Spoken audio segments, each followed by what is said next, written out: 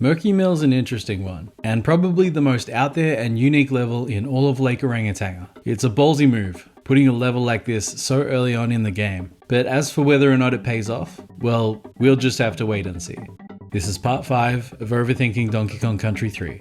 Murky Mill finds us back inside. It's a different mill this time, but you wouldn't know it by looking at the interior. Whatever this building was used for, it's long abandoned now. It's very dark, which, as you'll come to find out, is both a blessing and a curse. I really dig the atmosphere here. It's a simple detail, but I really appreciate how much simply changing up the lighting alters the feel of the area. We've seen similar examples all throughout the trilogy, but nothing quite like this one. This level starts off with a bang. Kind of like a reverse Lockjaw's Locker. I don't know, I just like it. You're shoehorned into turning into Alley, and it's as Alley that you're going to experience the entire level. This is the first time we've had a dedicated animal buddy level in the game, and while it feels a bit early, it's very much welcome. Unlike, say, Rattle Battle or Web Woods from the previous game, this one feels less like a showcase or celebration of Allie's abilities, and more like a level that couldn't possibly work any other way. Yes, Allie's ability to draw barrels towards her with her trunk comes in handy, but it's less about her strengths and more about her weaknesses, and that's what this level's all about. See,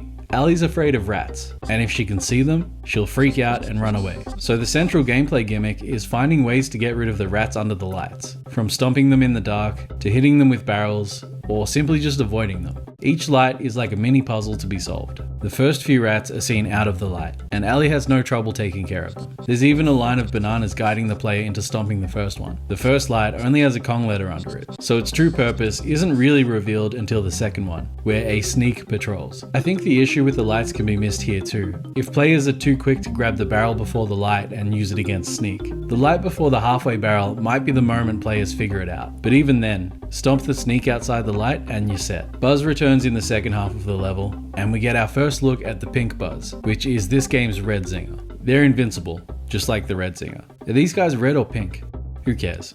The coin puzzle in this level is pretty fun, and we're introduced to Recoil, one of my favorite additions to the Kremlin crew. He's basically just Kaboing from the last game, but I mean, he looks cool, and that's all she wrote for the gameplay. As for what we can glean from the environment here, there's nothing of consequence. I'd say the sneaks have very much made their home here, just like in Doorstop Dash, maybe more so. I also think, judging by the lights and the lack of light coming from the windows in the background, that night has fallen. The Kongs must have spent a lot of time in the snow for an entire day to have passed. If I'm right, then it took our heroes 2 full days to make it through Lake Orangutan. DKC3 cops a lot of shit, and justifiably so, for being too different from the 2 games before it. This is my major sticking point too, but making this series, I have to admire Donkey Kong Country 3 for how confidently and, for lack of a better word, aggressively, it forges its own identity. Even here, in the first world of the game, it's bucking trends, taking risks, and throwing curveballs. And not in a reactionary way either, not in a The Last Jedi type of way. It's just in its own lane, doing what it wants to do, in the way it wants to do it, not beholden to past trends or expectations. And despite everything, it's still very much a DKC game. We're just about done with Lake Orangutan, but before we move on, there's a boss in our way, and it's one of my favorite bosses in the entire DKC trilogy. As for why, well, you'll just have to tune into the next episode to find out. Until then, take it easy.